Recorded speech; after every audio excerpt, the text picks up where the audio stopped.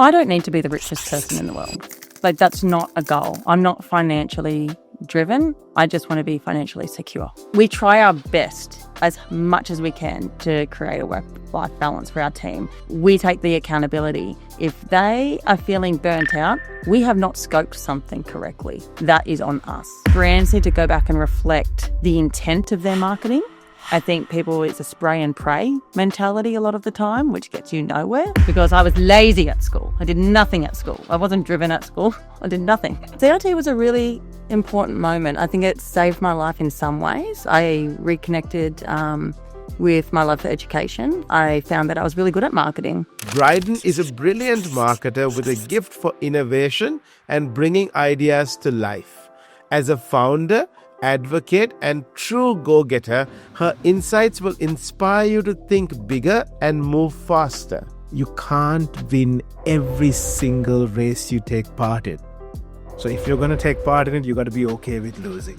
Is that true for you? You're not always winning, but when you do get the wins, you need to celebrate them. If you don't get the wins, you need to learn from them. I mean, there's families now like choosing between groceries and bills. Yes, they still have a roof over their head, but like they're living below the poverty line. I never want to be seen as using charity to boost a profile. It's about how can I use my profile to boost the charity. Everyone says their culture first, everyone's this, everyone's that. But actually, we're willing to put ourselves on the line to actually live those values. Going into it, everyone was a bit like, oh, husband and wife, blah, blah, blah. But we have different roles. We have the same values. And we bring different strengths to the organisation. Sometimes we don't always get it right. It's a never I told you so. Absolutely, we never. Bryden, thank you so much for making time to have a conversation. Very keen to understand your footsteps of success. What has that journey been like? But if we go back to before the business, before the awards, and if I catch you at your lowest, compare and contrast that person to who you are today. What are the differences I'll see? The lowest point that I was probably in, going back a little while, was probably around college, leaving school. I had probably a bit too much fun at college, didn't really accomplish much, but there was also a lot of issues going on in my personal life at that particular time.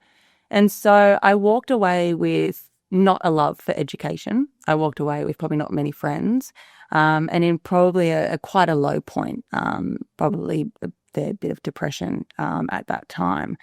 And I remember working in a sports club, and I was on reception, and I was sort of working as a casual, but in full time. So I was spending a lot of hours there.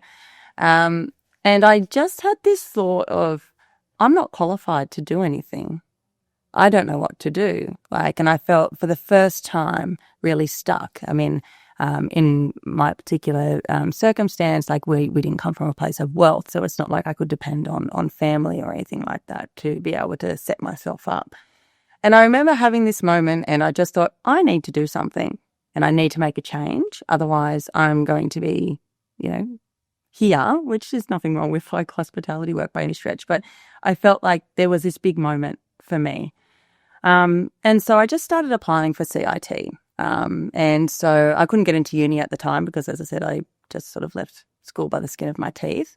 And CIT was a really important moment. I think it saved my life in some ways. I reconnected with my love for education. I found that I was really good at marketing and really enjoyed it and gave me a lot of confidence.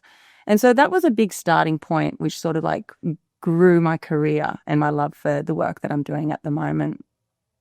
And I guess when I look at that person now, I think, I'm really proud of them and all the stuff that they've done. But I am very different in a lot of ways. And I think this sort of element of being comfortable in yourself, accepting the failures, not having to get everything right the first time, that sort of perfection mindset, and really having to break that down. And I think working in innovation really helped that in that particular way. But just allowing myself to be me and to enjoy the ride as I go. So I look back now and I think that they had a lot of lessons to learn, and I'm still learning those lessons, but I'm definitely that growth that you get through, I guess, adversity or opportunities or goals that you see for yourself, especially when they start becoming a reality and you can envisage that. I think has really allowed me to get to where we are today. And yeah, it has been definitely ups and downs, but it's definitely been a process that I wouldn't change at all. You spoke about CIT, and sometimes people think, oh, after school, uni is the pathway. It could be a pathway. It might not be the pathway for everyone. How did you look at CIT? How did you select that? But also, where did you spoke about a little bit of depression and all of that? How were you able to cut through that and think, okay, no, I'm going to look at a pathway in CIT? I think at the time it was probably on a whim. I thought I just needed to do something, and that seemed to be the most accessible option. It seemed to be most affordable, and obviously was an education pathway in some way. I didn't really know what I wanted to do, so I applied for 3 different courses. One was event management, one was media production, and one was marketing and advertising. And marketing advertising started mid-semester. I had to wait till the next year, and I thought, I don't have time for that. So I thought, I'll just do that and give that a go. Why not? And it was just without too much thought. I just knew. And when I got there, I didn't really know what I was in for. I knew nothing about business, knew nothing about marketing, didn't even know what marketing was. Had no idea. And as I started to learn the content, and I was around probably similar people who had wanted to make a difference or a better life for themselves, but also didn't give themselves the opportunities to do it in other avenues. I think we really connected and formed some really great friendships from that. And we really connected with a lot of the teachers. They come from industry experience, and it was very practical. And so from that, I really felt that I found a purpose.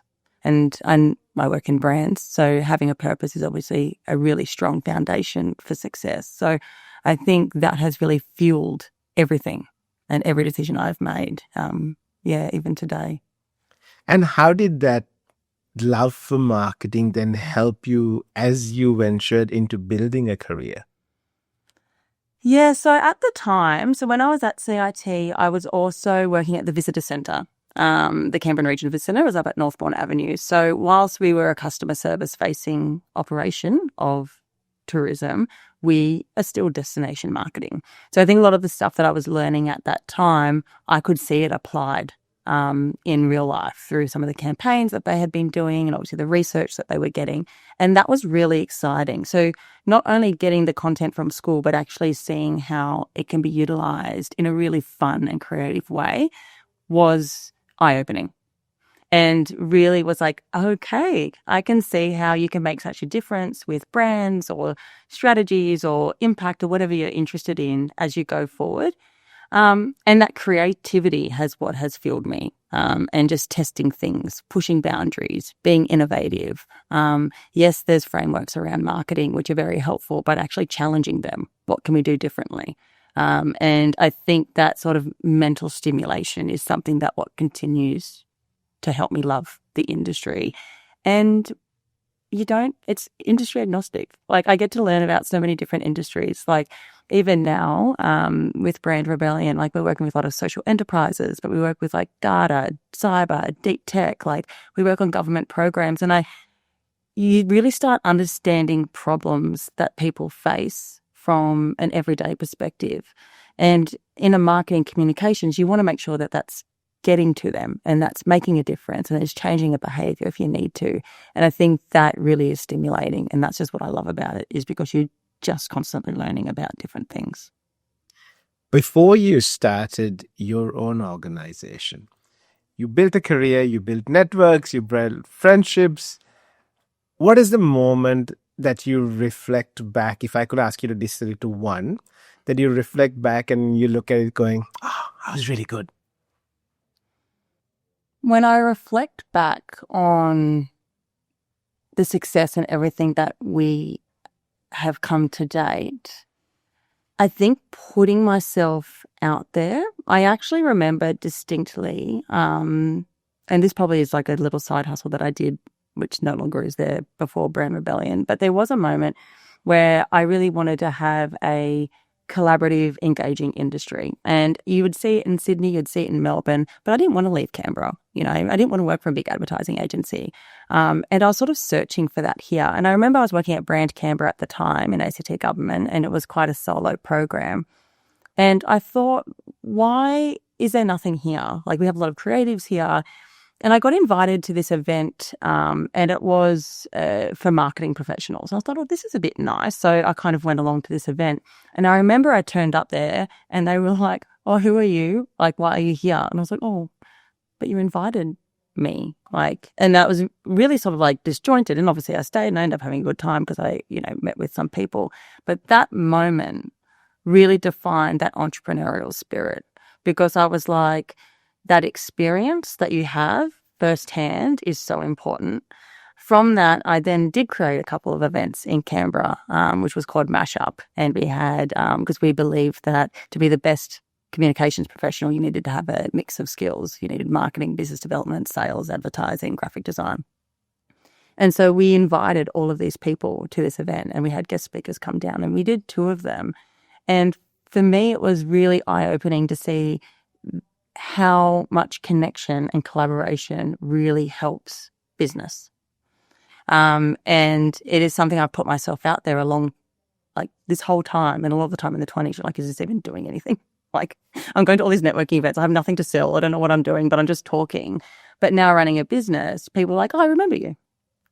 You know, and it's just sort of like showing up is one thing. But that particular event in my early 20s, when I was probably not confident, I was still finding my feet, that was a little bit jarring, but a very defining moment in how I treat people in networking events, how I operate in networking events, the networking events I choose to go to, but obviously just, yeah, those connections and making sure that everyone's feeling comfortable.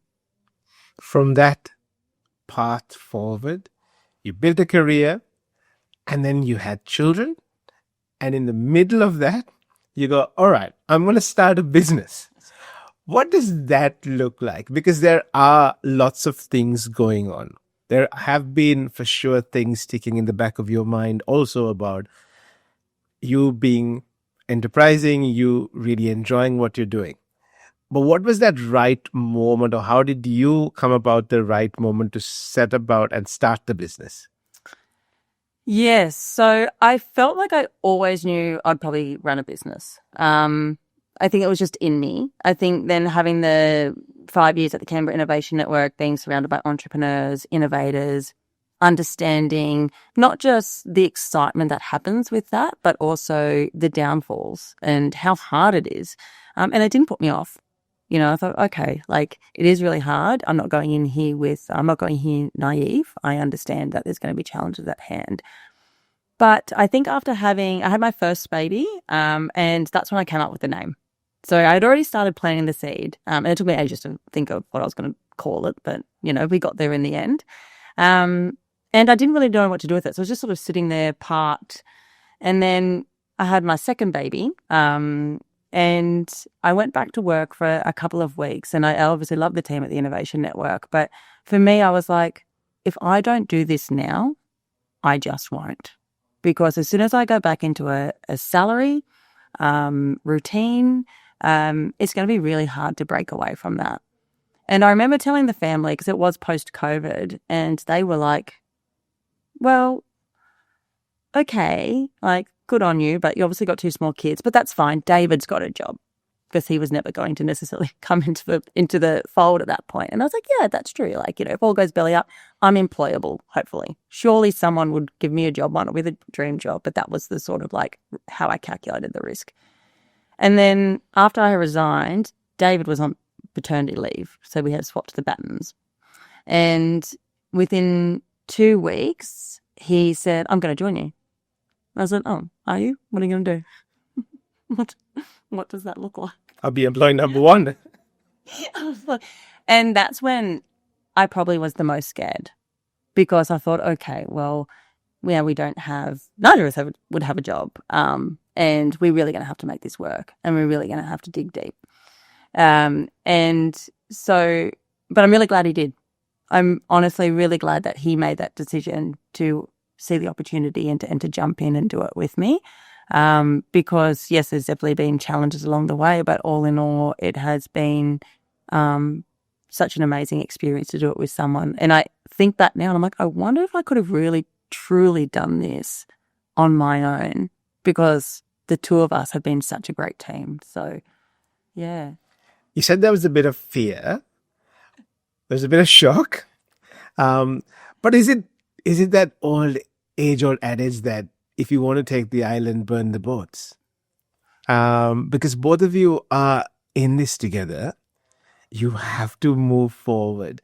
Tell me a little bit about, if you can recall, what was going through your head. What was the said communication and the unsaid that you were thinking of, also in terms of like, how do I establish this? What is David's role? How many customers do we need to now match both of these incomes that we don't have from next week?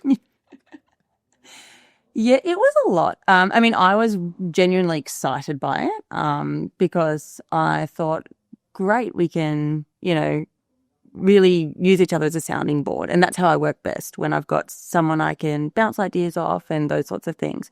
We are very different people. So David is very analytical. He's logical. He's straight down the line. I'm very big picture, creative, probably a bit more chaotic. So I think that balances that sort of like style between us. But when he first told me, I was very excited. But I remember my initial thought being like, okay, well, that's great. But like in 6 months' time, I'll start building up the business. And he's like, oh, well, no, I'll resign next week. And I thought, oh, my God. When we were sort of thinking around what the business looks like, because in my head it was going to be a brand and marketing agency, but that was going to be it. But then him coming in then add complexity to actually, well, what are we delivering? Like, what are our services, and how do we pitch brand and workforce, two things that people don't really understand? Like it's a hard challenge to overcome. And I think we tried to be too clever at the start. I think we tried to be too clever with the language, and it didn't really sound like us, and it was sort of falling short, and we're getting a lot of marketing clients, which is fine because you have a marketing arm, but it was sort of like, what's going on? Yeah. So refining those services and having the conversations with people around like, what does this mean to you? Do you understand it? And really taking that sort of startup methodology that I had learnt at the Innovation Network and applying it into the business was really helpful. But look, in terms of the fear, I felt confident that we were employable, as I said, both of us. And so I thought, look, if it does go belly up, it might not be a dream job, it might be a step backwards, but I believe that we will be able to get a job if we need to get a job. And I'm hoping that there's truth to that, but that was what comforted me going into it. And then when we started building clients, that's when it was like, oh, we're getting some momentum and people are seeing the value in what we're doing. And that was really exciting. With your experience now and also the marketing knowledge you shared that, hey, at the start we were trying to, be everything or a little too much or unclear. What are some of those pieces of communication, if you don't mind sharing, and how did you distill them to, find the right type of client?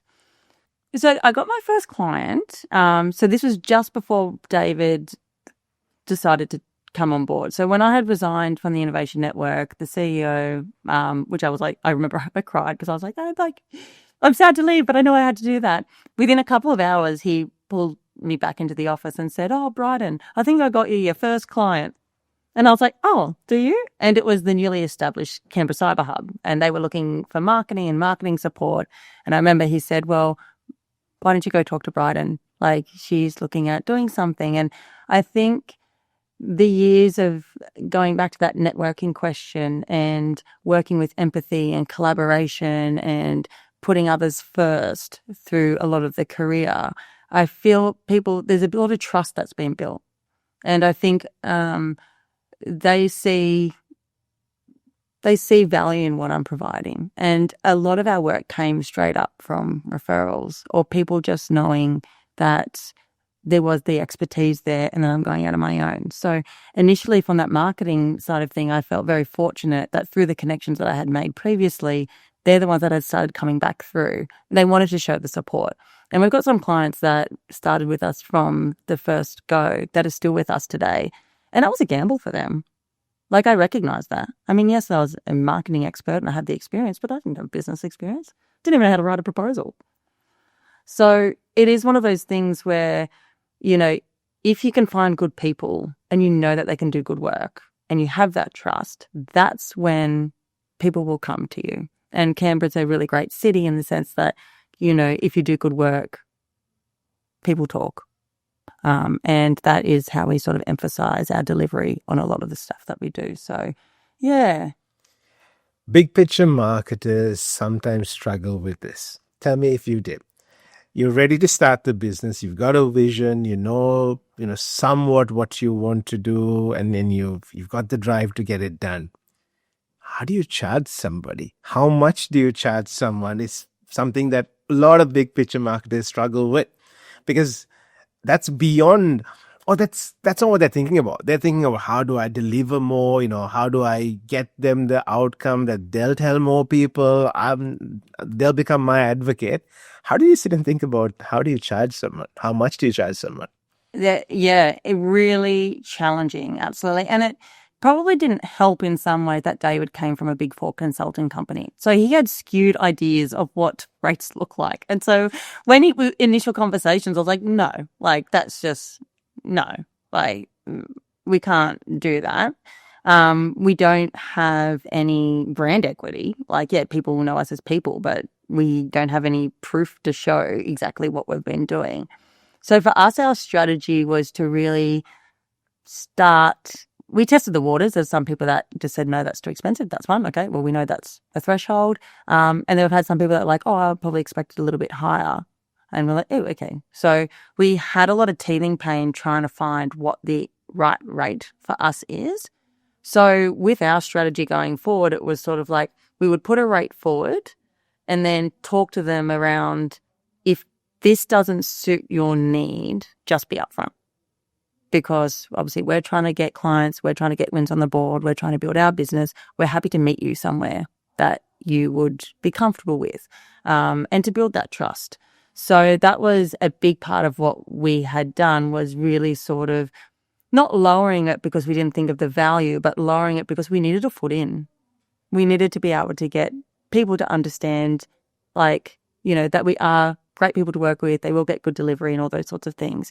And now as we get brand equity, and now as our profile builds, brands can charge depending on brands, that's a whole thing. You can charge premium pricing depending on what that looks like. And we're definitely not in that premium bracket by any stretch of the imagination, but it does allow you to sort of increase because people can see the work that you're delivering.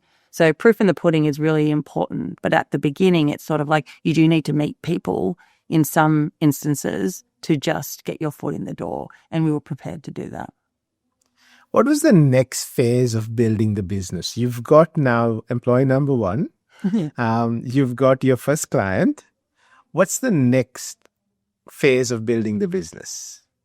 Yeah, so for us we're not great salespeople, and we recognize that. I think, yes, I'm extroverted sometimes. I'd like to call myself like an awkward ambivert. So I can, obviously talk to people when I need to, but I do, I am quite introverted in a lot of ways.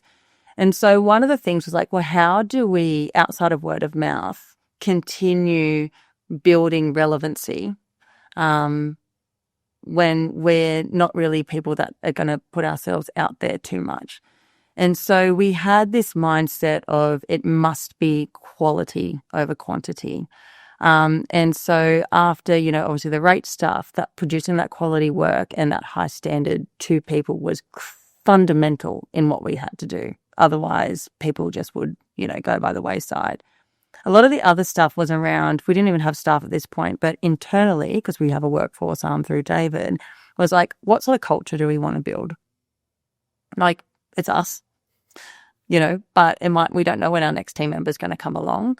I don't want to scramble. And I remember I had names of team meetings that didn't even exist yet because I thought they were fun and cool.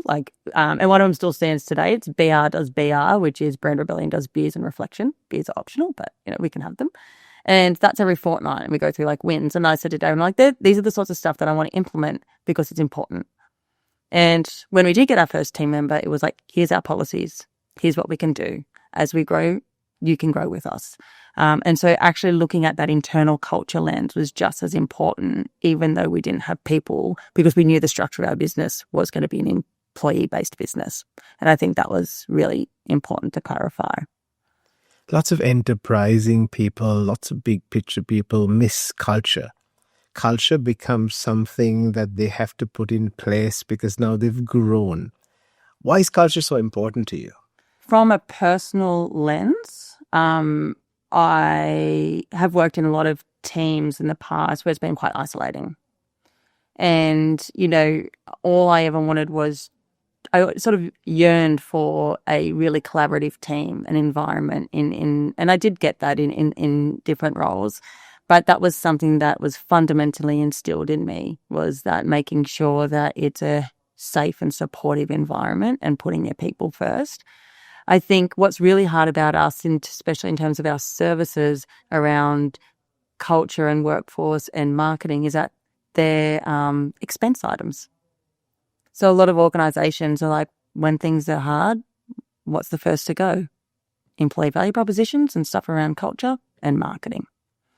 And so I'm sort of on a mission to change that, because actually they're two fundamental areas that will help your business thrive. And culture, when you look at, I guess, on a big organizational level, when you have like a lot of employees, if you really start looking at the numbers in terms of like maybe sick leave or retention or attraction, you can actually say that your business is fundamentally losing money if those things aren't put in place. And so it's sort of not just a nice to have, it's essential into how your business operates. They perform better client outcomes, they enjoy coming to work, it takes away the Sunday scaries, all that sort of stuff. And you get so much out of it. When the team come in happy, you're happy, even on the hardest of days, because they don't know all the things that you bear or burden as a business owner, and you don't want them to. But that's also a part of the joy, because they don't. They come in, they're excited, they're happy, they're talking to you, and you're like, this is because it's a good culture, and they feel safe and happy to do so. And they lift me, and they lift David and I up all the time, unknowingly, because it's just something that's so important and ingrained in us. And I think businesses need to take note of what that looks like. And I think these hybrid models have obviously fundamentally changed the dynamic of workplace culture. I know technology certainly has, with young people coming through, but investing in it, you will see long-term gain.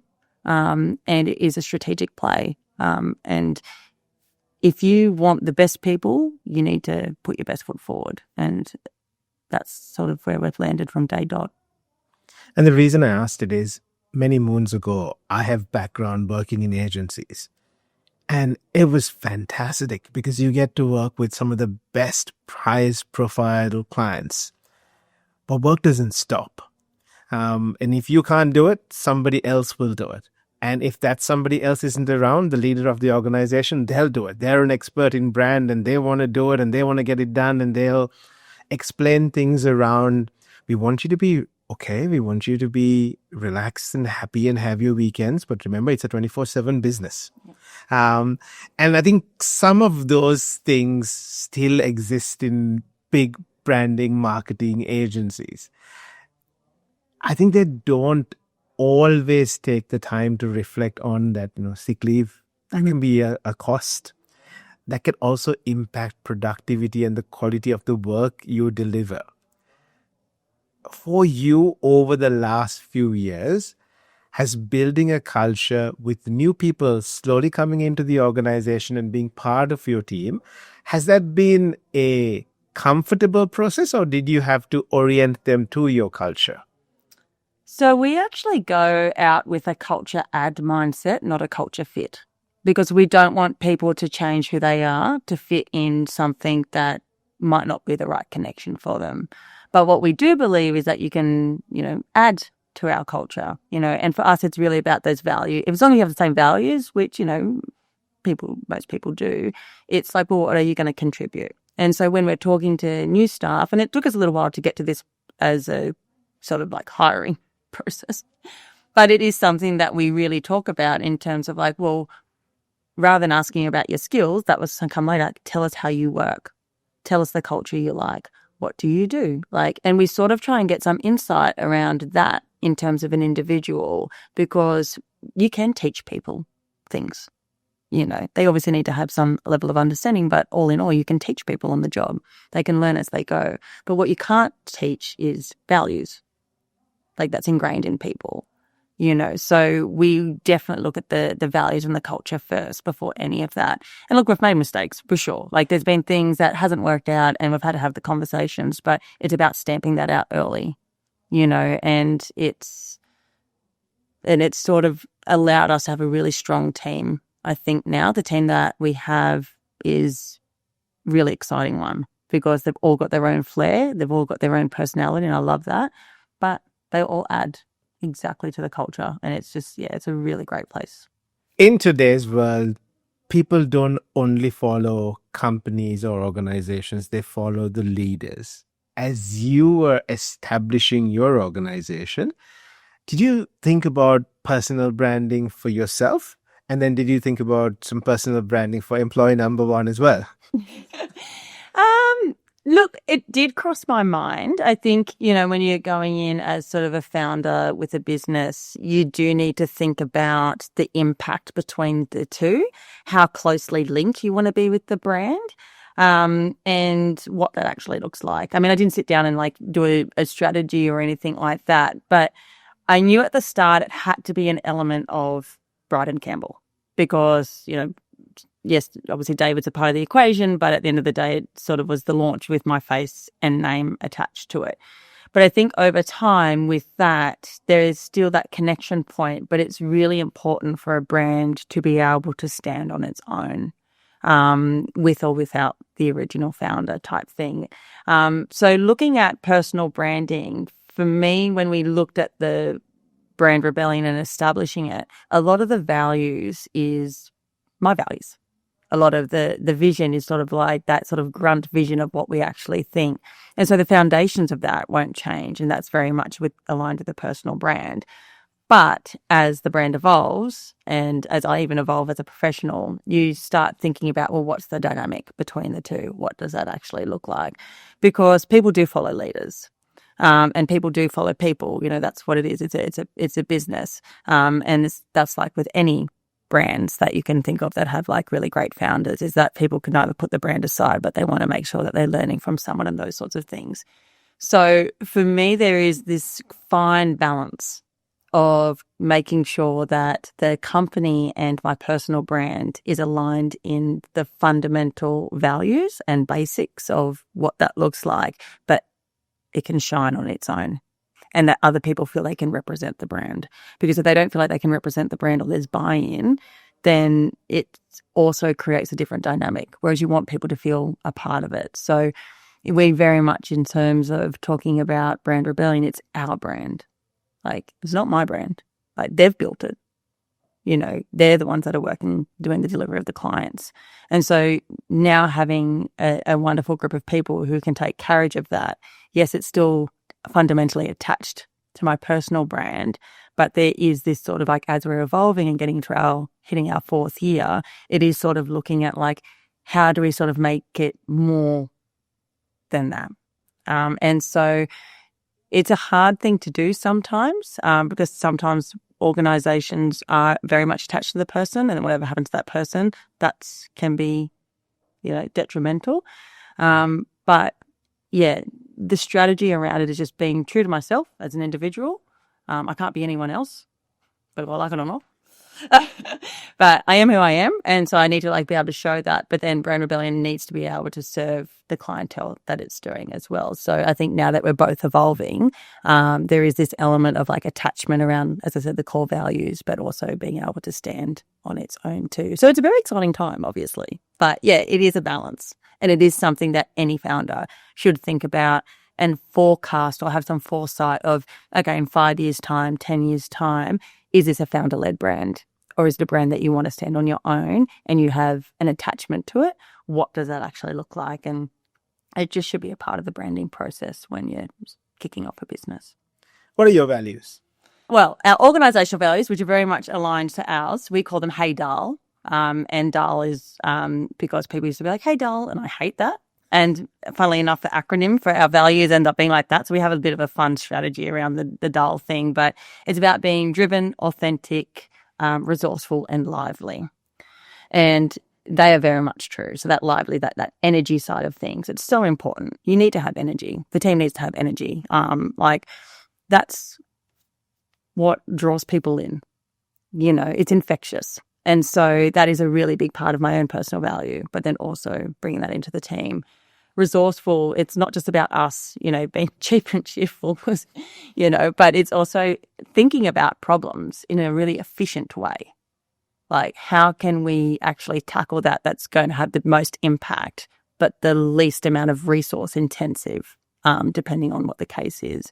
Obviously, an authentic and driven are just fundamentally who I am. So we sort of really draw along to those sorts of things. But then we have all this other stuff around, you know, kindness. And I know that, I guess, businesses are becoming, I think they're coming more in tune with kindness and empathy. You're seeing that through some of like leaders that are, you know, coming up, you know, that people can relate to that a little bit more. But that is fundamentally my personal value, is, you know, putting others before myself. Like, look at the kindness, the empathy. And I think that does trickle into it, even though they aren't a part of their corporate values necessarily. Where do those values come from for you? Is it something you've always grown up with, or is it something that you've grown into as life evolves? I think a combination. Absolutely. I think putting other people first is something that has always been instilled. That's very much a family value. You help, be useful, you do something, you contribute. Contribution, you get so much out of it. And so that has been something that I've definitely carried on. And actually, funnily enough, I know, so this is a little bit of a breakaway thought, but I saw this thing the other day where they were talking about how everyone's putting themselves first. You know, you've got to put yourself first to be the best version of yourself. And I do believe that's true in some way, shape or form. But then there was a research that came out that people are actually happier when they're helping others more. And I thought that's a really interesting juxtaposition, because we're in a society where it's sort of like me, putting myself first. And I think there is an element, you must look after your mental health and you must be that. But there's also an element of being like, you need to look at other people's circumstances as well and meet that. And you actually get a much more fulfilling life out of that. And so that has been something that's been instilled in me. And I think I've really sort of pushed that even through like some of the client work I'm doing or conversations or whatever that looks like. And I think, you know, I think being a creative, sometimes you sort of lean more into the emotions and the empathy as well, in some ways. So I think that's just a natural part of what that looks like. But the driven side of things is something I've learned, because I was lazy at school. I did nothing at school. I wasn't driven at school. I did nothing. But that is something through knowing that things were going to be tough, or there was adversity in front, or a challenge, being like, what does my life look like? That's what drives me. So I think there's a bit of a combination in both of those. With clarity of thought and values, I'm going to ask, how do you, as a founder, try not to be everything to everybody? You've got to play lots of roles. How do you find where you're at your best to support your team and to support your clients? How do you balance that? It's really hard. It is extremely hard to cast things aside and be on all the time. But you don't get it right all the time, and you definitely have your moments. But all in all, it comes back to, I need to make sure that I'm leading a good example. And it's sort of like you're coming in and you just need to get the job done. You need to do it right. You need to deliver, because I'm responsible for people's livelihoods. There's a lot of pressure on that when you have employees that you need to look after. And that's what motivates me to make sure that I am on. I'm not great at balance. I'm probably the wrong person to ask about a balance side of thing. I try my best, but it is one of those things where I do look at other founders and I thought, oh, geez, I need to get some inspiration from that. But because we're still in this sort of infancy stage of business, I feel like I don't have the luxury at this point in time to be able to do that. So it is hard, but all in all, it is making sure that when you're with the kids, you are with the kids.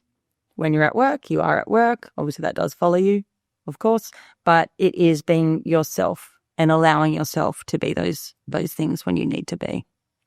That's a really strong understanding. And I appreciate it to say, look, I'm not the best with balance, because it's about what season you're going through also. Yeah. You're currently in a growth season. You've got to push.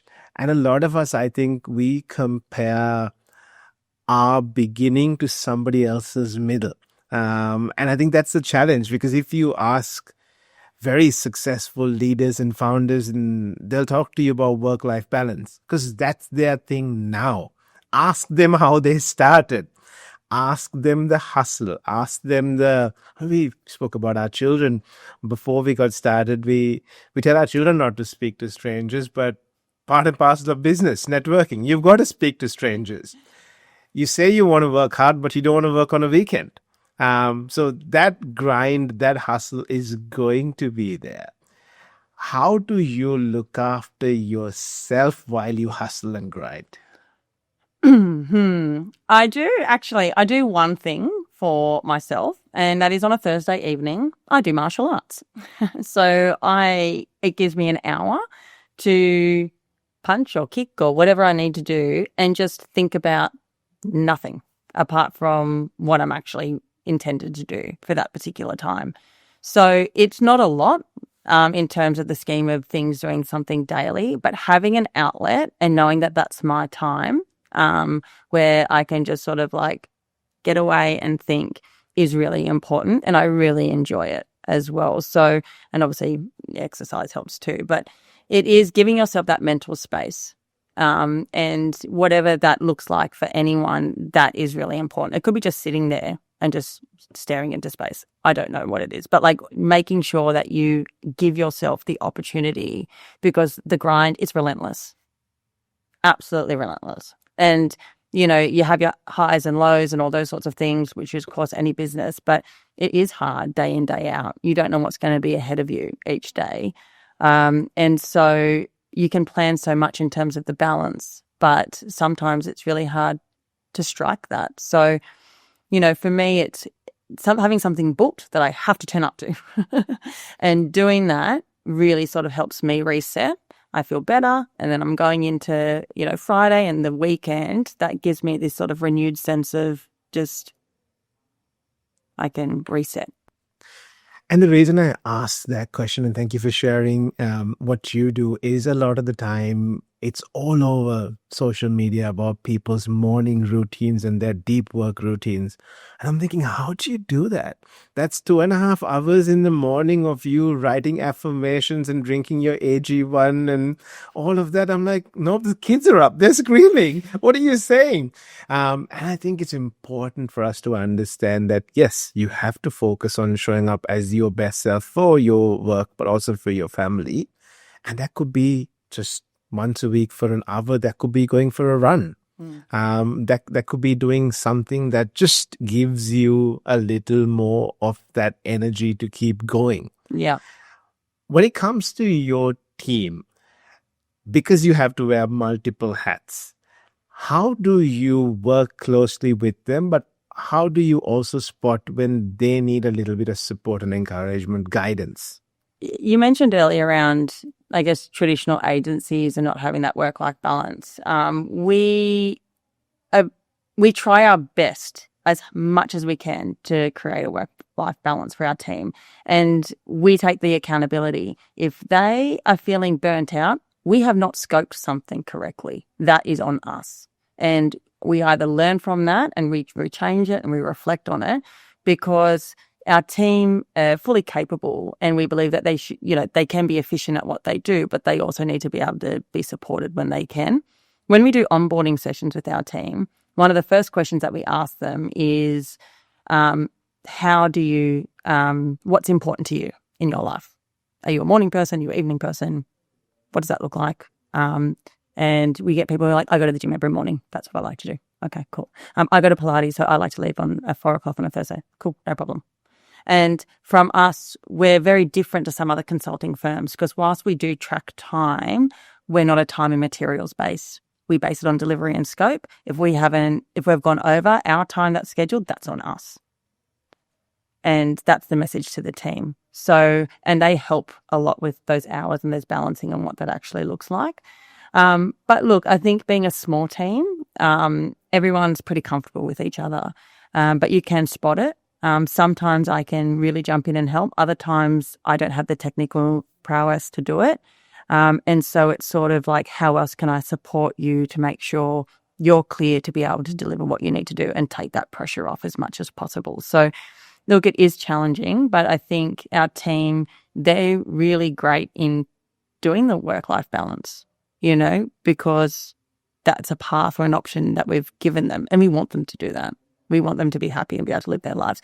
And if they can't make something, then tell us and tell us early because then we can accommodate, we can mix things around, we can jump in, we can add extra support if we need to be able to do that. So it is a bit of an honest system to be able to see how they're tracking, but obviously being aware of where things are at too. You built the foundation with your teams, with your culture. Now let's talk about your clients. So being a marketing agency, being that workforce, having that workforce arm to it also, what does niching down look like? We have a really diverse client base, which I love. So we have on our brand and marketing side, we mainly actually work with private clients, and our workforce, we predominantly work with federal government. So we get a pretty good balance in terms of what's happening in industry and what that looks like. So we've set our streams up pretty well. However, with the initial vision that we had, we would love to do something that's brand and workforce connected, but we also understand there's a big education piece around what that actually looks like for people. So we know that it's a bit of a long game type thing. But look, our clients, I feel really fortunate with our clients actually, because I feel like every single one of them are good people. They may have their quirks, but they are fundamentally good people. And I feel like then we must be doing something right, attracting those people to want to come and work with us. So, And is that testimony to your now refined communication and signaling from when you started? Yeah, probably. Yeah, absolutely. But I also think, people have been very generous with their support in Canberra. They've really sort of, given us, nice feedback, or they want to see us succeed. And I find a lot of gratitude in that. Like, I'm really grateful for people wanting to back me and those sorts of things. But ultimately, it's the team that are building the relationships with the clients. And that's when it goes back to that culture ad and the type of people. Like, they have this ability to connect with people. And I feel like when you're connected with the clients and they trust you, because it's all about trust, that's when you can really start making change and making a difference, and they can see the impact from that. I've read about you doing a whiteboarding session in your living room with the kids running around and your values, writing your values down. I've now spoken with you and understood your values. Is there ever a point where you have a prospective client that you don't see much value alignment? How do you approach a situation like that? So for the value alignment, I feel like we usually give the benefit of the doubt. So even if the gut maybe not be right, for me, it's one of those things, if it's not obvious, then that's okay. We can sort of like work through that. And all in all, you sort of end up seeing that everything's fine. I have had instances, however, where I've had existing clients and I've had to pull them up on behavior. And that's really challenging because I remember thinking, well, this conversation could lead to a loss of a contract, but how much is that contract worth to the safety and well-being of my staff member? And so when you start thinking about it and what that looks like, it puts things into perspective a lot. And it goes back to the values and what that looks like. So I did have the conversation with the person, and it went really well. We did end up losing the contract. But in saying that, they come back and we do different business with them. And it's changed. I feel like there's been a different dynamic. I think they maybe didn't realize it, or they didn't understand what was happening. They actually appreciated and actually strengthened our relationship, being honest and upfront. And obviously there's tact with that. It's not just getting on the phone and having a go. It is obviously managing the situation and relationship, as best you can. But there's now so much mutual respect there, and it's changed a lot. And, I think for me, that's when the values come in handy, because when you start weighing up, if we're a value-driven organization, because everyone says they're value-driven, everyone says they're culture first, everyone's this, everyone's that. But it's but actually we're willing to put ourselves on the line to actually live those values. And it's scary because, one of the things, it's easier or it's better to keep existing clients happy than to go out and find new clients. So when you start losing clients, it puts so much more pressure because you've got to start the relationship. Sometimes you've got to start from scratch, or sometimes you might know them, but then you've got to go into that sort of mode. So that was a risk. And it's funny because at the time I felt like, we did take, I guess, a hit in some ways. But now the team fully know I have their back. And for them, they had that trust, and that's them knowing that if there is actually an issue, I'm not just going to be like, oh, okay.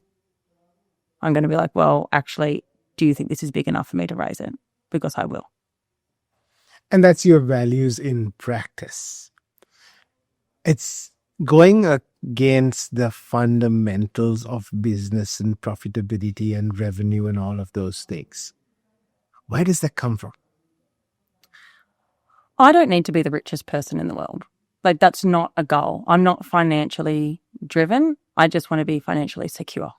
And I think that comes from a place of probably not having a lot, but just wanting to have the things that we didn't have to struggle as a kid. And looking at the way that we do the business, as long as we can do those things with our family, that's my measuring stick. So yes, we want to be profitable in the way that we want to be able to grow the team. We want to be able to make sure that they're doing their best. We want to do that sort of stuff. But for us, it's we're not chasing this sort of unrealistic expectation of what the brand was ever set out to be. So I think it depends on what your sort of personal goal is in terms of why you're setting out a business. And if you want to make, a load of money, that's good. That's nothing wrong with that. Or maybe it might be that you want power influence. Or maybe it might be that you just want the autonomy and flexibility. There might be different motives to why you start a business. I mean, David probably has a different sort of mindset around what that looks like. But for me, it's around, initially flexibility, but we know that's not necessarily the case at this point in time. But a lot of it is around that sort of enjoying what I do, and as long as we're sustainable, for me, that is success. And people define success on dollar value. I define success on happiness, people, and performance. And I think that's a big part of how we sort of operate Brand Rebellion, and probably what sets us apart differently. And maybe it's the wrong business advice. Maybe I'm doing it wrong. I don't know. But that is just fundamentally what's ingrained in me and how we sort of run the business. We spoke at the start about before you got started, what that journey looked like. If that young human being could look at you now and say, oh my God, she's running a business, but she's showing up for her team. She's living the values that she's put in front of her, and that she's, everyone's got a billboard, but she's actually living those values. What do you think the younger version of you would perceive about you today?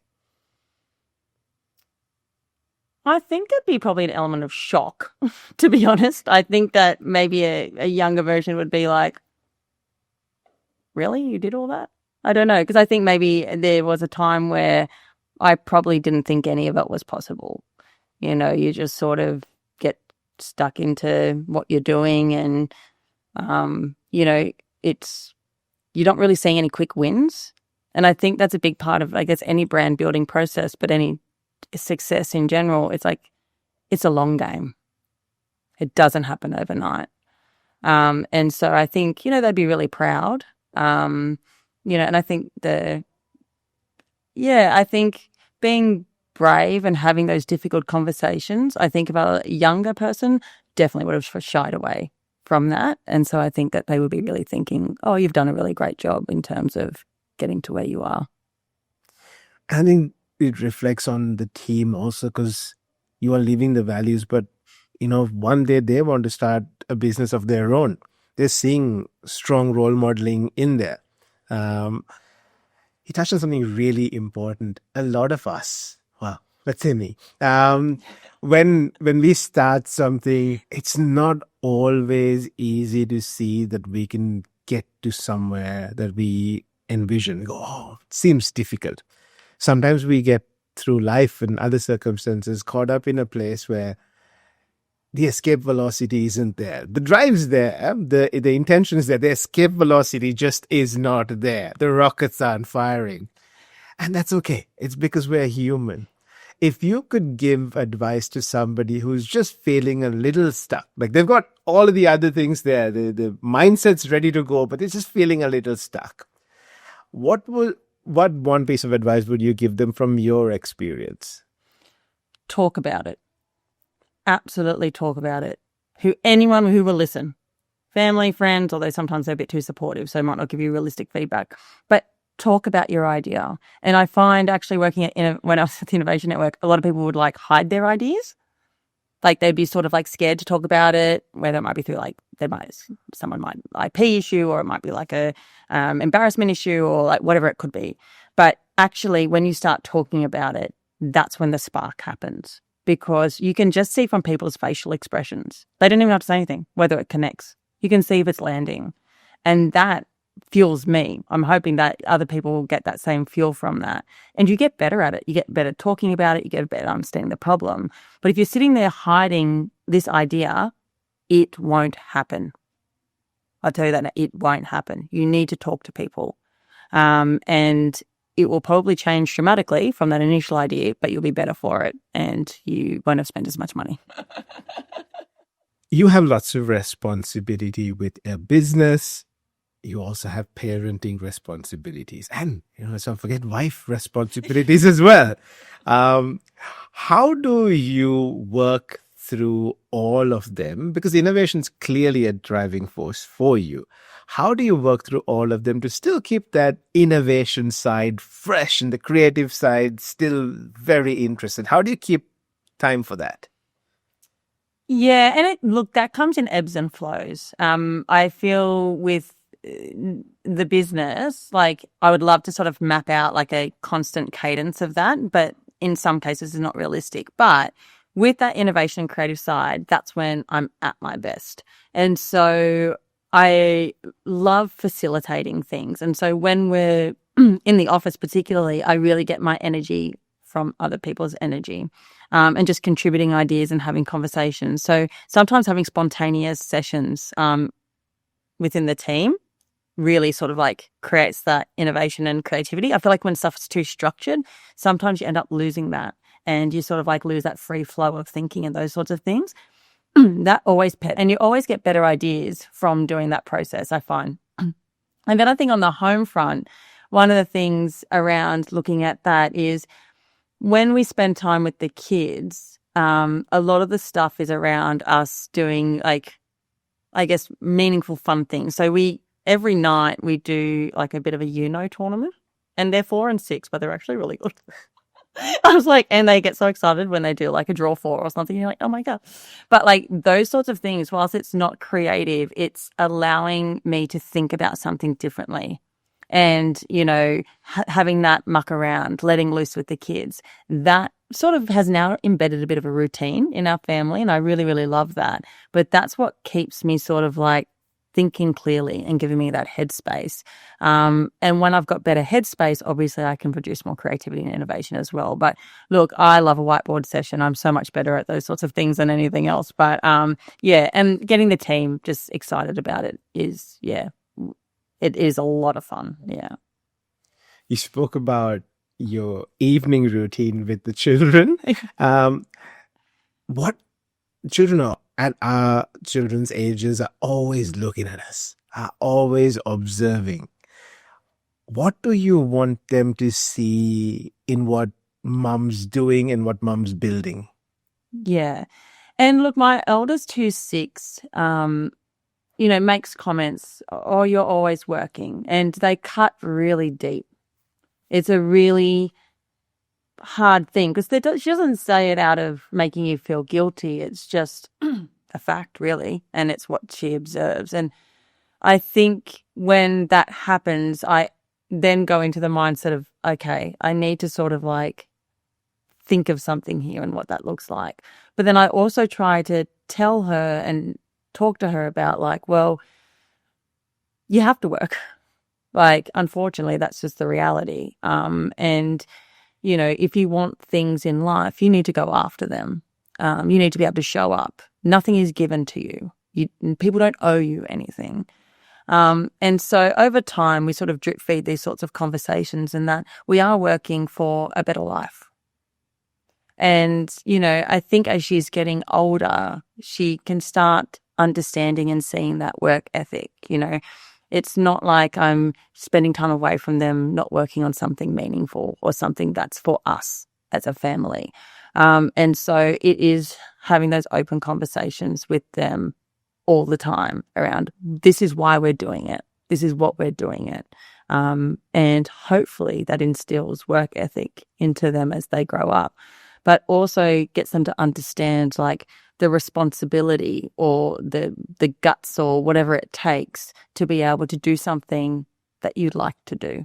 And, they are at a difficult age where they probably don't fully understand the picture. So these conversations, I don't know how at the time impactful they are, but as they get older, I'm really hoping that they see that it was all worth it, and that they end up finding something that they really love and enjoy doing because they've seen us do it. I've been having those conversations with my daughter since she was 4. And I've got lots of different feedback from people around. I don't know what you're telling her. Like, I've told her about how much her school fees cost, about how much mom and dad have to work and how we've structured our time so that, the learning journeys can continue beyond just school. We can maybe travel to one place, maybe learn something new, understand a new culture. Through this series of podcasts, I've been able to speak to amazing young people. I'll give you a couple of examples. Zach, who's 22 now, started, or he's running his parents' business with Kita, an overnight business. And when I speak to people like that, they have taken so much inspiration from watching their parents work really hard and building something. So I think there's hope for us as the kids see what mom and dad are both striving to achieve. Working with dad now, your employee number 1. How do you and David, who sound very different in terms of your ideas and, your core skills that you bring together, how do both of you work best together? So David is cool as a cucumber, always. Like, his sort of threshold is like so much like smaller on the spectrum than me. Like, he doesn't really get too angry. He doesn't really get angry. He doesn't he's just always chill and logical and ready. He's such a calming person, whereas I'm obviously a little bit different on those sorts of things. But I think when we're working together, what really happens is if there's like a challenge ahead, there's sort of like thinking about, I have this problem. And once you give them the context and the understanding of the problem, then we kind of go into problem solving mode. And then we end up getting excited about the solution type thing, which seems maybe either trivial, whatever the spectrum of the problem was. But that sort of like helps us being like, I'm coming here with a problem. I'm not sure what to do. This is my understanding of it. What would you do? And that really allows us to sort of like connect and strengthen and think about the business in a different way as well. But we also have our own expertise. So he's not a brand and marketer. I'm not a strategic workforce planner. So when we look at clients and what that looks like, I know that his expertise is something that's actually going to be very beneficial for my clients and vice versa. So if we were both in brand and marketing, or if we were both in like management consulting, probably would be different.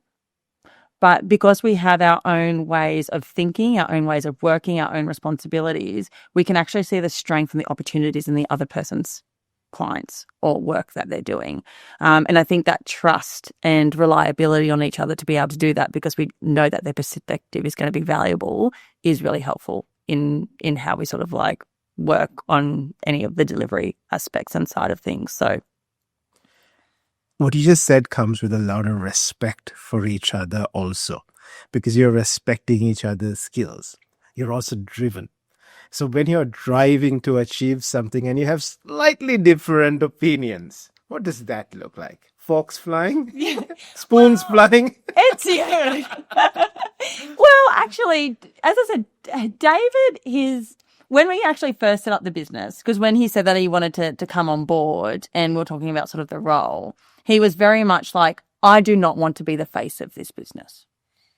And so that was clearly defined. I think it would be different if we both wanted to be the face, or, none of us wanted to be the face. Like, I think that would be quite challenging. But from the bat, it was like, that suits our personality. It suits sort of the structure. Yeah, that sort of works. When we have disagreements, we don't like, to be honest, like it's not, we don't really have too many disagreements. If anything, we probably go retreat a little bit, because if we do disagree on something, like I always need time to think about it. With anything, I like having the thinking time of some sort of like problem. So we're pretty good at making sure that we're comfortable in what we're solving, but we're aligned in the values and the vision. So if there is something that comes up, it's like, well, does it actually meet what we're trying to do? But we also trust each other making decisions. Like if he actually went out and wanted to spend some money on something, I would trust that he would make the right decision with the business's interests at heart, and vice versa. So it is about communication. Absolutely. Sometimes we don't always get it right. It's a never I told you so. Absolutely. We never. Like, I think that actually creates probably resentment. Mm-hmm. So it is always like, okay, well, we just move on. Let's think about it. Let's talk about it. Let's move on and see how we go. So we do have a very strong mutual respect. And I genuinely think that we have come much closer in terms of doing the business, which I know that going into it, everyone was a bit like, oh, husband and wife, blah, blah, blah. But we have different roles. We have the same values, and we bring different strengths to the organisation. And that has been very advantageous for us in the business as well. So I know what I'm good at. He knows what he's good at. I definitely know my weaknesses. He knows his weaknesses. And so we can sort of accommodate or figure out what needs or what they need to be able to, support, to sort of avoid the disagreements and vice versa. But all in all, I have to say it's a really good partnership. So I feel very, very blessed. And you should, because you said he sounds really cool and he's very measured. I'm like, oh my God, that's not me. well, that's not in a creative marketer's forte of things because you're thinking of big picture stuff. You're thinking of driving. You're thinking, and you're going to work yourself up and just how it is. It's a personality trait, yes, but it also comes with the line of work. You're building this business, you're building this beautiful family together. I see you doing lots of purpose-driven activities also when I stalk you on LinkedIn. But I recently read an article that you wrote about homelessness. I read through that. And as much as I was understanding that, I wanted to ask this one question. What made you share that with the world?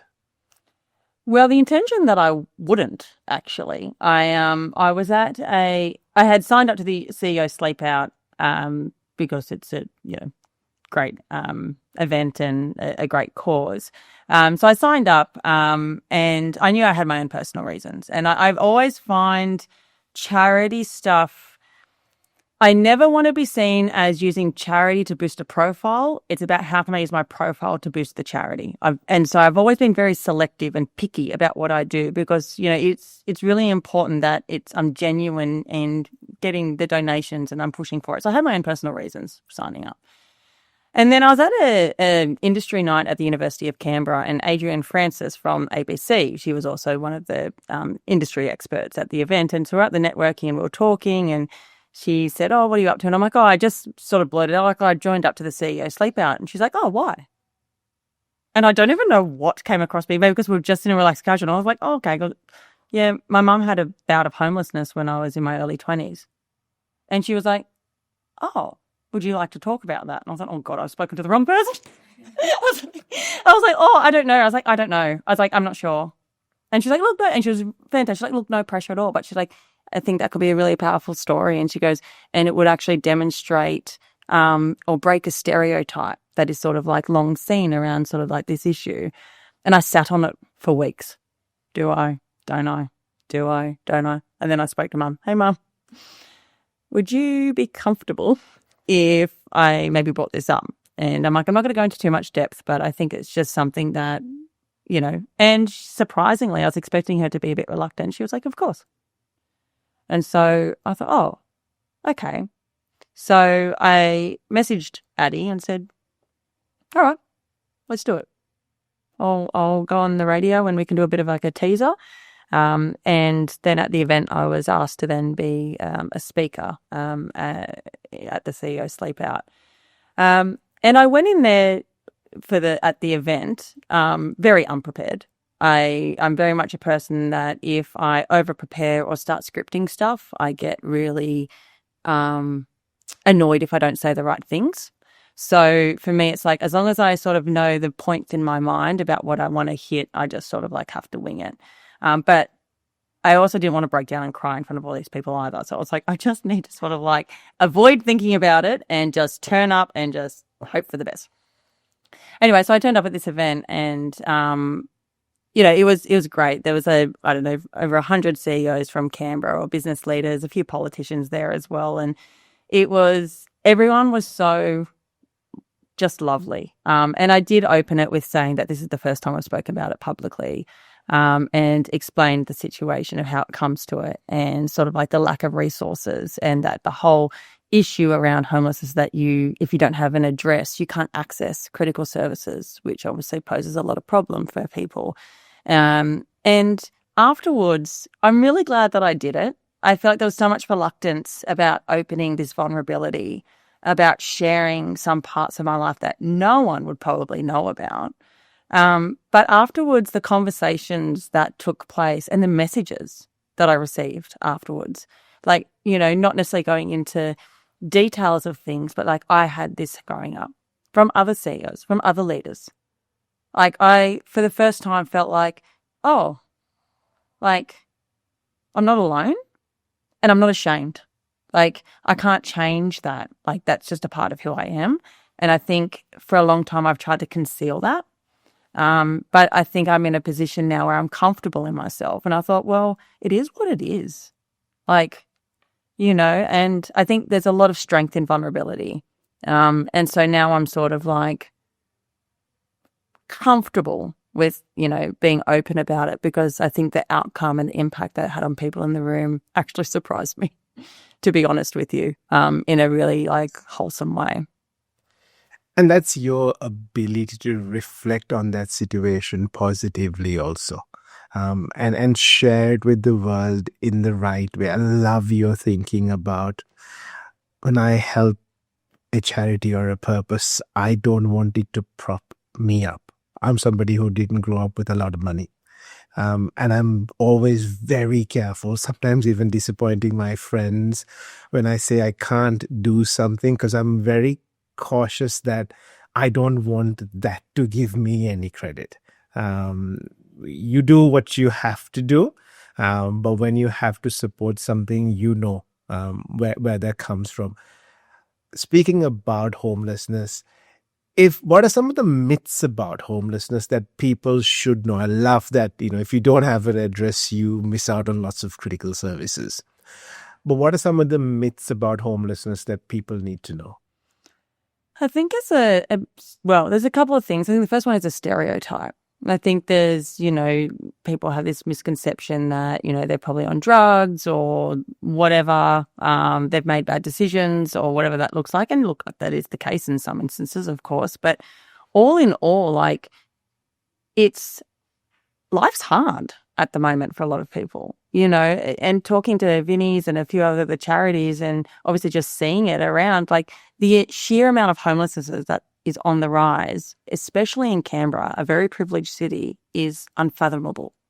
Like, and it's young families, like it's older women because, they didn't have superannuation growing up and now they're single and don't have the support to be able to, afford, for anything. Like, and it's these sorts of things that it's everyday people that unfortunately have just been put in a situation at a current point in time, and it may be temporary.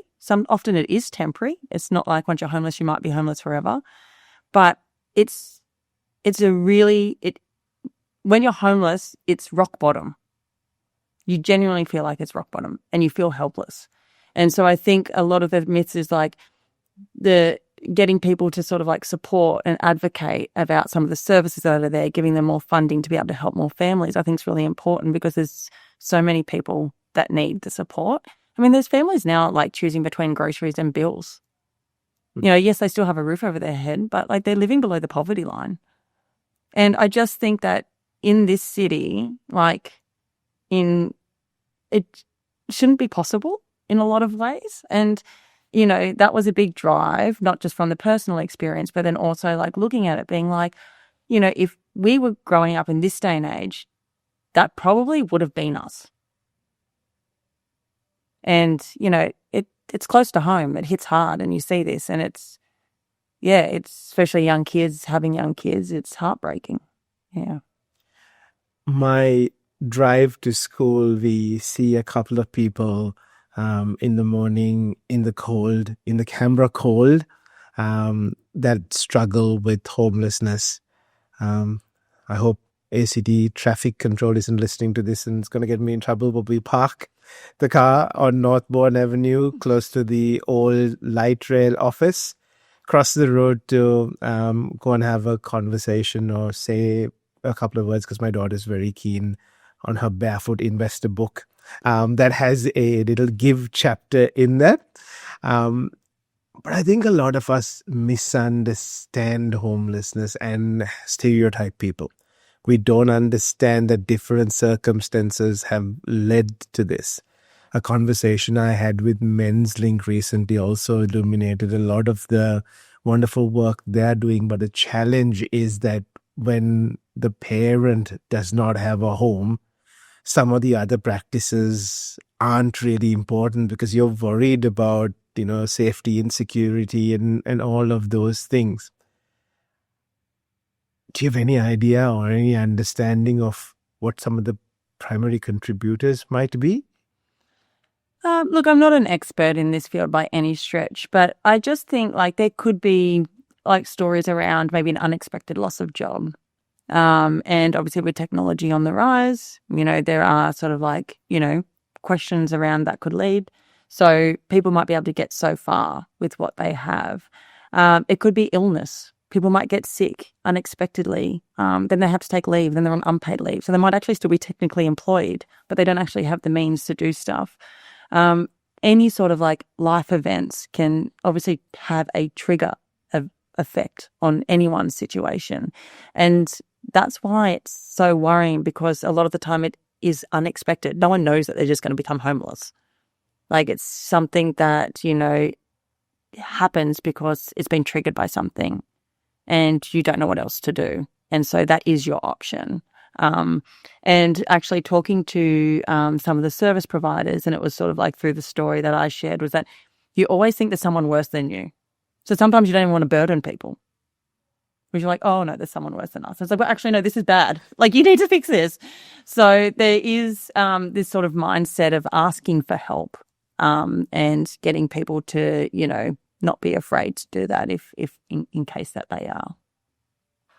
You spoke about work, you spoke about life, you spoke about family.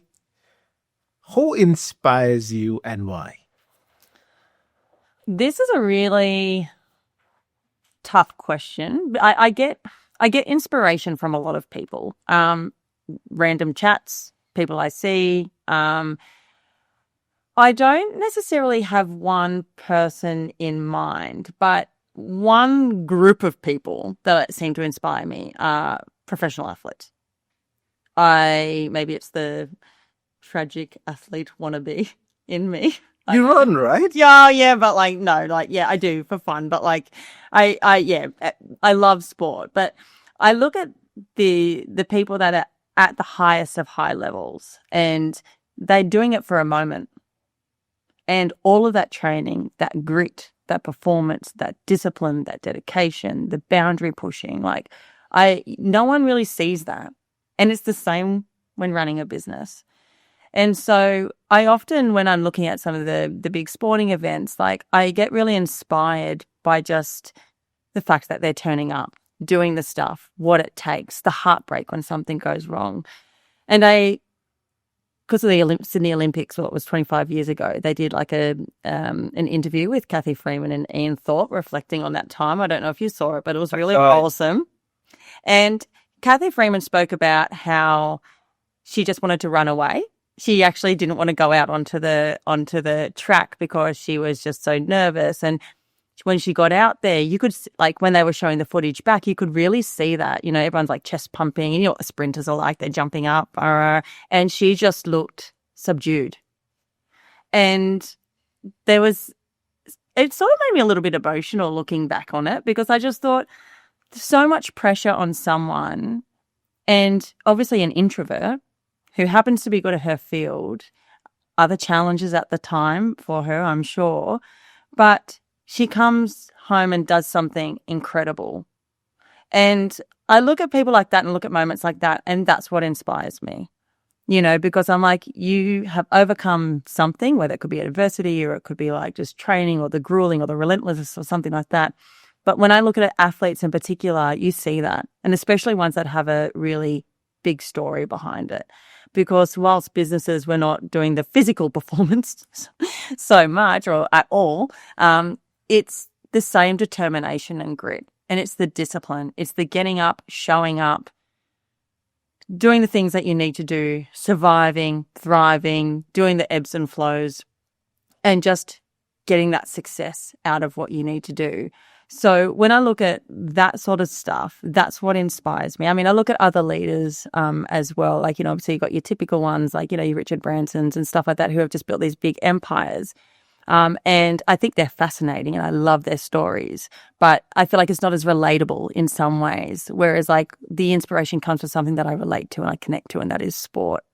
And I genuinely think that the parallels between sport and high-performing teams and businesses is so strong that it really resonates. And I take a lot of respect and insight from what they do. And it also applied into the business. I mean, you look at even like high-performing teams and how everyone knows their place. Everyone knows their role. Everyone knows their responsibility. Everyone has trust. There's collaboration. It's the same in a workplace. Often people aren't performing because they don't know their role or their responsibility.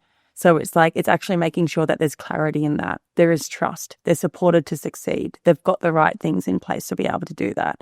And so a lot of these ways actually inspire Brand Rebellion, or myself as a professional, to not only see them as amazing human beings and obviously the stories that follow them, but actually how they perform at such a high level and what that looks like and the lessons I can take that into a business lens. I'm sitting and listening to you carefully as I process that thought, and I'm thinking, as somebody who likes an elite sports person also has some level of discipline in their lives, because a sports person has to have discipline. You're not running races every day, but you're performing for that race. You're practicing for that race every day. You can't win every single race you take part in.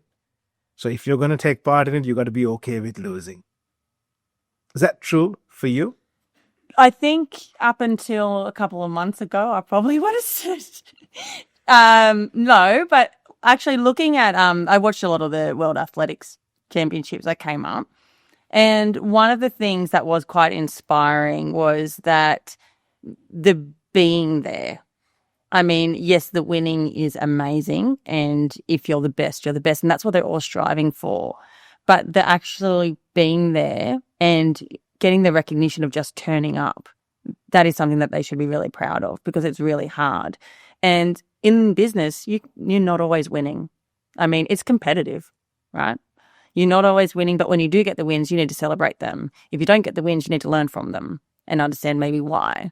And I think you have to be okay with losing, but at the same time, it can't let you impact that competitive edge or that competitive streak that you might have. Otherwise, you'll just be like, oh, well, what's the point? So you need to be a gracious winner, but a good loser in some ways. And that'll empower you to do more, right? That'll empower you to keep going and be bold. Yeah. Let's speak about, because you like your marketing and your brands, tell me about 2 or 3 brands that you admire and why you admire them. Yeah, so there's a couple. There's one called Surreal. I don't know if you've heard of it. They're like a healthy cereal that's Right. based out of the UK. I like them because they're hilarious. They are so funny. The content that they put out, you need to jump onto I follow them on LinkedIn, but they're across the other channels as well. They are hilarious, on brand. They make fun of themselves. They're clever, they're witty, and it's cereal. Like, it's just like, this is what it is. This is what we're doing. And they nail it. They absolutely nail how they connect with their audiences, and their followers is extraordinary. Like, so if you want to look at social media and how to stay true to a personality and a tone of voice, go look at this group. The other one is not really a brand, but I feel like anything with Robert Irwin in it at the moment is awesome. I think Bonds was really clever in bringing him in. I think in an age where a lot of boys are exposed to toxic masculinity online, I think it's really healthy to have like a brand ambassador or a big personality or influencer who's actually really comfortable with their masculinity and is really happy and bubbly and all that sort of stuff. So any brands that are jumping on that at the moment. But the third one is, this is a bit of a surprise one. It's not necessarily a brand, like it's Dove. But they've gone with the tagline Real Beauty for a very, very long time, and that's been sort of the essence of their campaign. But at the moment, what I love about these guys is that research, they've obviously done research because all brands do market research, but they've done research into giving young girls compliments about beauty and how that actually impacts how they see themselves as an adult, and they start relying on those compliments. And they've got this campaign clip that just talks, and they're really harmless comments like, oh, you're so pretty today. Oh, I love that dress. Look how beautiful you are. I've got a daughter. You do it. That's what happens. But there's this sort of sense that that's what becomes a value for them. So they've actually now reversed that whole script and saying, well, yeah, there's actually more to beauty. And I think that's really bold from going against a tagline that you have stuck by for like ever and a day, to then listen and look at the research and understand it and be relevant, because brands, it's all about relevancy. If you're not relevant, then there's no point. But actually thinking about the relevancy and the current trends and the impact of social media, and actually saying, well, actually, we're going to flip the script on this and now start building it that, yes, beauty is just something, but you're actually more than that. And then they start showing clips of like girls being like, running, like doing mountain bike jumping and stuff like that. And it is them actually more about their skills and how smart they are and those sorts of things. And I just think it's very timely and it's very relevant. And I think, more brands could maybe look at that and be a bit bold in how they sort of like position themselves.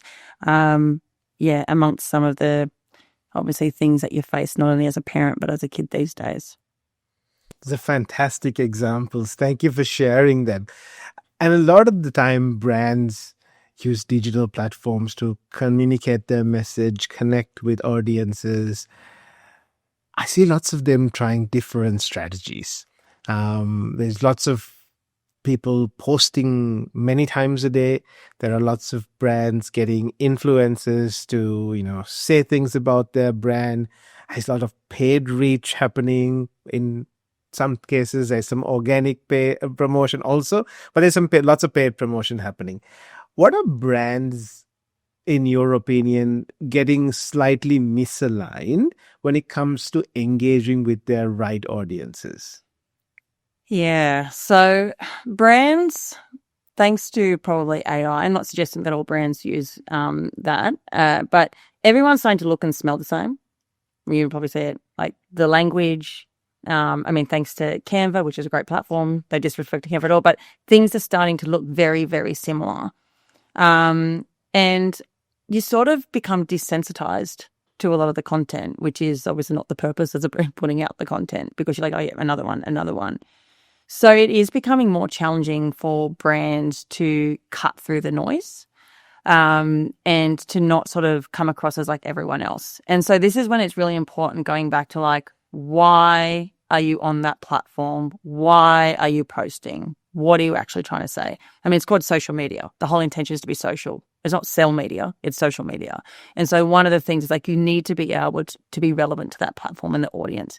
If you want to sell, that's advertising. So yeah, go for it. Put your message out there, do whatever you need to do. But I think brands need to go back and reflect the intent of their marketing.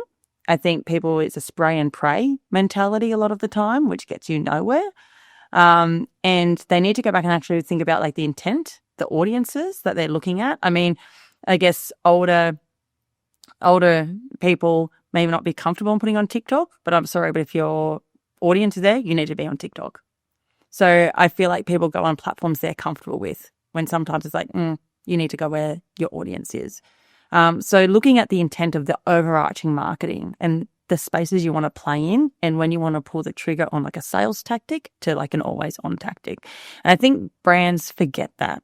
They just sort of like, oh, we've got this access to all of this technology. We've got our own platform. We've got our own channel. We've got our own voice. We just need to pump, pump, pump, pump, pump. But people don't want that. It is about quality. You need to add value to a conversation. I mean, sitting here talking to you, valuable conversation. It's great. But if I came in here just talking about sell, sell, sell, sell, sell, all of a sudden everyone's going to be like, tune out. Who wants to listen to that? And it's the same because it's a conversation, and that's what the platforms are designed. So my advice to brands is to reflect on what you're doing. Stop and reflect immediately about what you're putting out and think about it strategically, and think about it in short bursts. Because if you go, oh, I'm going to do a social media plan or a marketing plan for 12 months, it won't be relevant in 12 months. Do it for 2-3 months. And it is time consuming, but when you get into a habit of doing that, you'll end up picking up on clues and on things that you might not have seen in the past because you're aware of what you're measuring and why you're actually doing what you're doing. What do big brands with established follower bases need to understand, especially about social media? I want to say slightly before TikTok, you could have grown your community, and it was actually, in my opinion, social media then, because if you follow a certain brand, you get their content in your feed. It's more interest media now with the For You feeds and all of that. You don't have to be following somebody specific to get their content. What do some of the big brands need to do to get that interest back and maybe even change some of their thinking? Yeah, so the two big branding principles is trust and relevancy. If you don't have trust and relevancy, you don't exist. People will disengage. And so that's when you start need to looking at creative ways about how they've probably built trust because they're a big brand, but how you maintain the trust, but then also how you stay relevant. And I think going back to the Dove example, that's a perfect example to how you stay relevant. You're changing the narrative, but you're not sticking away from the values of the brand. So I think with big brands, it's about reinforcing that, because especially now with like fake AI and all those sorts of things, it's really important for these big brands to bring out that playbook and stick to it, because there's a lot of copycats at the moment. Using influencers and getting other people to talk about it, it's a good strategy. I think, the For You pages is what you spoke about. It does allow people to engage with the brand more naturally, and you get the best results when other people are talking about you. That's why reviews have been around forever and a day, because when other people are talking about you, that's what the brand is. And so looking at these sort of strategies to be like, well, how can we make sure that we're staying relevant through our own platforms, but what are other people actually talking about us? And I mean, they've got the resources to obviously throw at these sorts of things and try these campaigns and do the research, and then looking at the insight to actually see where it's going to land. Moving slightly from the world of marketing and branding, but still relevant, when you set up your own business, I've seen lots of women who are very enterprising run up against lots of challenges just because they're starting something new, and people's perception might be, hey, there's responsibility of the family and all of that other challenge there. What do female leaders need to know about some of the obstacles out there, and how can they set themselves up for success? Yeah, so when I was at the Innovation Network, one of the biggest things that we unpacked was that women don't often identify as innovators or entrepreneurs. It was something that it was very much perceived as a male thing or very male dominated. So obviously you can see that comes from like the tech bros in Silicon Valley and all those sorts of things. And it has had this sort of flow on effect. What they often spoke about themselves were small businesses or I'm a small business owner, which nothing wrong with small business owner. I'm a small business owner and I love it. But you're almost downplaying your innovation. Like, don't do that. You are an entrepreneur. You are an innovator. So I think they need to sort of get comfortable with this identity of what they're doing. I think some of the obstacles is that and I hate imposter syndrome. I don't fully understand it, but it gets thrown around a lot. But it is one of those things where it's like, have the conversations and turn up. The more you turn up and the more you start contributing, the more you'll end up getting insight, you'll get comfortable, and you'll get confidence. And it's hard, but all you need to do is show up. So the networking events, go to them, talk to people, have a conversation. And over time, you will see that confidence builds. People will start introducing you to people. People will start believing in you. Women, it takes a lot more time to believe in themselves than it does a man. And so it is one of those things like accelerating that through building that support network, but also just getting comfortable being uncomfortable, which is really hard. It sucks. And there's so many, I don't like it, but you do it and you grow from it and you learn from it. So my advice to them would be, yes, be confident in being an innovator, an entrepreneur. That's exactly what you are. Take that narrative. But also share your conversations, share what you're doing with people, and contribute to other people's ideas. Don't hold back, be brave. And it does take an element of doing that. But there are so many amazing female founders out there in Canberra from all walks of life. And I know that everyone is more than willing to have a conversation with someone. And so reach out. Because I think that's how you start building those relationships, and that's how you start getting confidence in what you're doing. And Canberra's a great place to do that. Most people overestimate what they can do in a month, but hugely underestimate what they can do over a year or a couple of years. Success isn't linear. For someone who's, taken the leap to start a business of their own and is working really hard but is not seeing a lot of results, what's a piece of advice you can give them? My first piece of advice would be, is your idea or what you're doing actually validated? One of the things that one of the innovation techniques that you look at is you need to talk to 100 customers before you even start prototyping. Have you done that? Is it actually viable? Because if you get that level of understanding, it can be a hard truth in some ways. It will save you lots of headaches going forward. However, on the flip side, if it is validated and you are finding it tough, it may be thinking about how you're positioning it. And it might be more of a communication message rather than a product or a service message. And so it is then start like reevaluating, what's the market need? What's the challenge? What problem am I actually solving? And am I saying it the right way? I think, working now with, we work with space companies and cyber companies and tech companies, and they tell me all this wonderful thing. And I'm like, I don't understand what you're talking about. I have no idea. So if I don't understand it, how is the customer going to understand it? You're not selling to another engineer. You're selling to an investor who might not be technical, or you're selling to a government who might not be technical. So it's about either validating it. If it's validated, it's about how you communicate it. And that's where I find a lot of people come unstuck, because they know it so well that they think everyone else knows it. One of the things you can do is like, how would you explain that to your grandma?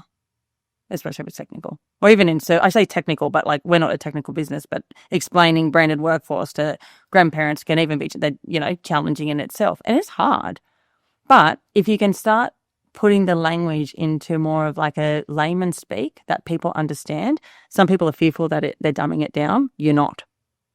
You're getting it to a point that people understand. When people understand, that's when you'll get traction. As a business leader that works with lots of clients, you get lots of questions. You also get lots of questions from your beautiful children, from your team. What's the one question that nobody has asked you that you wish they'd ask you? Oh, gee. I think a lot of the time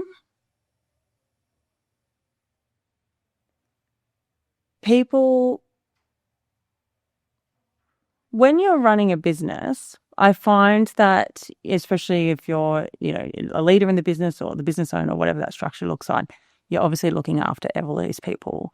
I find one of the things that people don't often ask too much, which is totally fine, is, how are you going?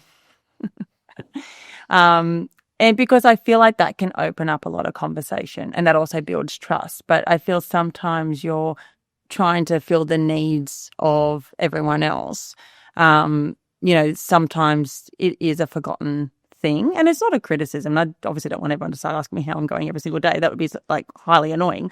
But it is one of those things that I often think that it does become forgotten a little bit, because most of the time everything's great. But obviously you have the challenging times where you're like, am I doing the right thing? Am I making the right decision? What am I doing?